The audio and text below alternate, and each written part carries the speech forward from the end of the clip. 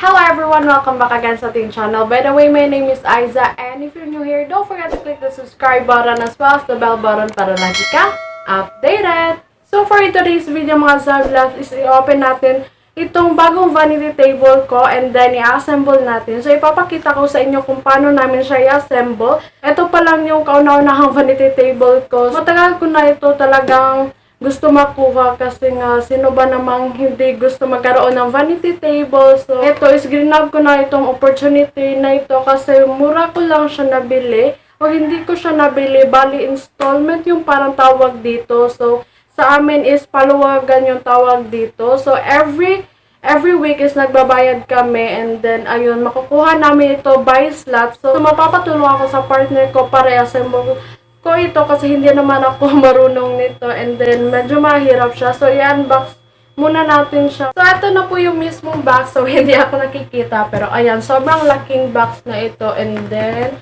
kahapon ko lang siya nakuha. So ayan, ipapakita ko sa inyo kung ano yung laman nito. Oh my God. Ayan girl. So secure talaga yung vanity table natin. Pero ito, binuksan ko na siya dito sa labas lang kasi para hindi na ako mahirapan. And then, ayan, hindi ko pa natingnan kung ano yung nasa loob talaga. Kaya, hindi ko pa sure kung ano yung kalagayan ng mirror natin. So, ayan, meron po tayong karang ganito. So, ito po yung magiging, base ng ating vanity table. So, para sa mga drawers. So, ito po. Kahoy po siya. So, ayan. Marami pong nasa loob. And then, meron din ganito na, kahoy. So, meron siyang parang butas dyan. Ito. So, ayan. Parang sa drawer din ito. And then, ayan. So, ipapakita ko dyan sa may bandang gilid yung kabuuhan talaga nitong vanity table. So, ito. Usong-uso ito kasi maraming mga nabebenta nito and then marami talaga naghahangad na magkaroon nito. Ayan, eto meron siyang kasama mga screws and then meron din siyang kasamang screw. So ayan, hindi ka na maghahanap pa kung saan ka makakabili nito kasi may libre na po siyang screw. Ayan po.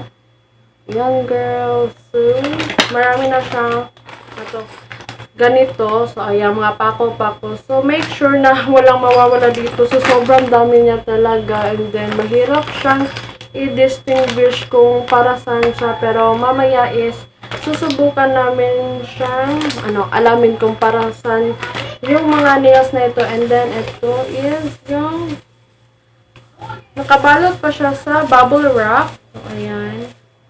I don't know kung ano ito. Ito ba yung mirror? Ay, hindi siya yung mirror. Meron din siyang kasamang upuan. So, eto po yung baling upuan mo. Yan. Sobrang lambot niya. Ayan. And then, kahoy lang din siya dito. Pero parang may foam siya dito sa loob. So, ayan. Eto yung baling upuan mo. So, nakabalot siya nito. And then, mabasag. Parang ito yung mirror. Tama. Tama ako. Ito pala yung mirror. So, isa-assemble na natin to. And then, hihingi na ako ng tulong, baka mabasag to beses. Sayang naman. So, I'll be back. Gising na po yung baby namin. Hi guys! Hi po! So, ayan. Nahihirapan kami kung saan na part siya una i-assemble. So, ayun.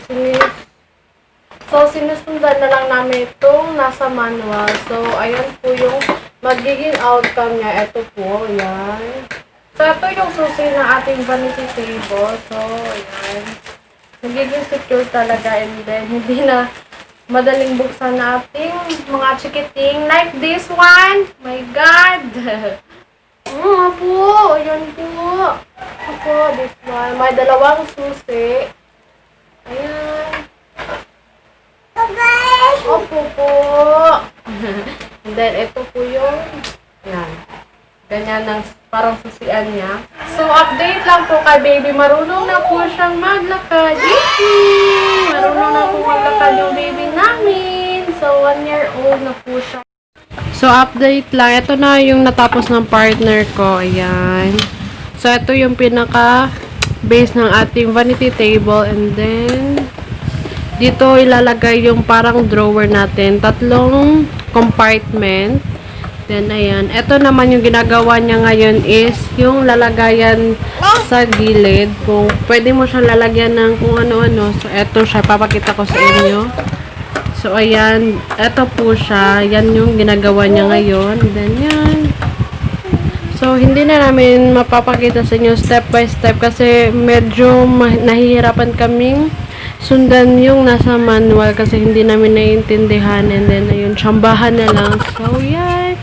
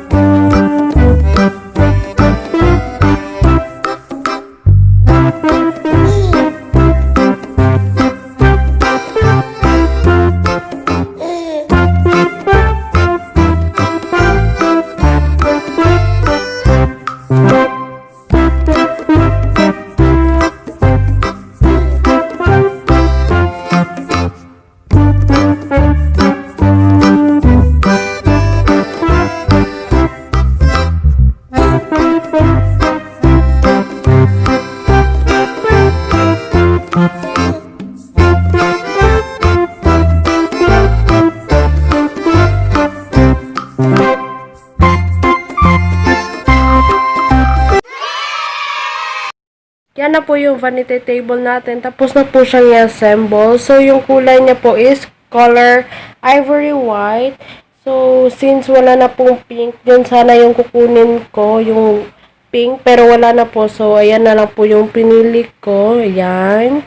Sobrang ganda ng vanity table natin. And then, nakuha ko lang siya ng 280 per weekly. Yes po, per weekly po kami nagbabayad. So, ito po yung tinatawag namin paluwagan. And then, may 10 weeks kami para bayaran siya. So, 280 times 10 is equivalent to 2,800 lang po itong vanity table natin. So, hindi ko pa po siya na fully paid bayaran, pero nakuha ko na siya in advance. So, yan po yung advantage kung sasali ka sa mga paluwagan. So, makukuha mo na yung item mo kahit hindi mo pa siya nababayaran ng fully paid. So, ayan. 2,800. Yan. Sobrang ganda nito. And then, marami din po siyang mga lalagyan. So, ito po yung mirror ng ating vanity table. So, para sa akin, malaki na po siya. And then, no, nagbabalak ako bumili ng full body mirror. So, ayun nga. Luckily, hindi ako nakabili kasi wala ring stocks noon. And then, para sa akin, okay na to. Malaki na para sa akin. Then,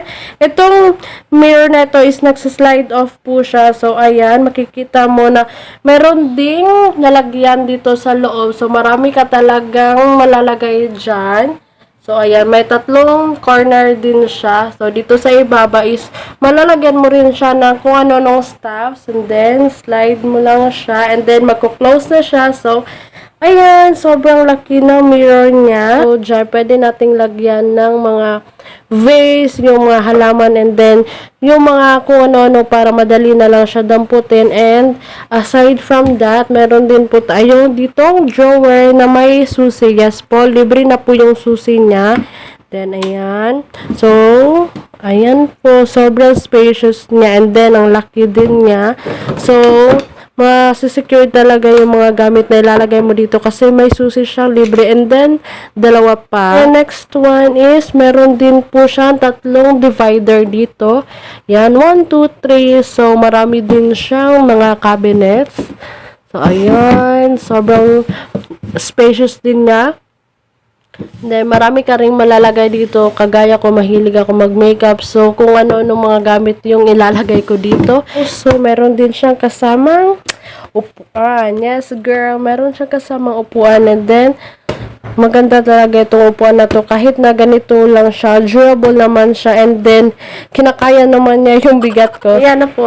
Tapos na po siya i-assemble. So, thanks to my partner. So, meron na po akong vanity table. So, kung nagustuhan nyo itong video na to, please hit the like button. And also, don't forget to subscribe to my channel kung hindi ka pa nakasubscribe. And also, please click the bell button right beside it para lagi kang updated.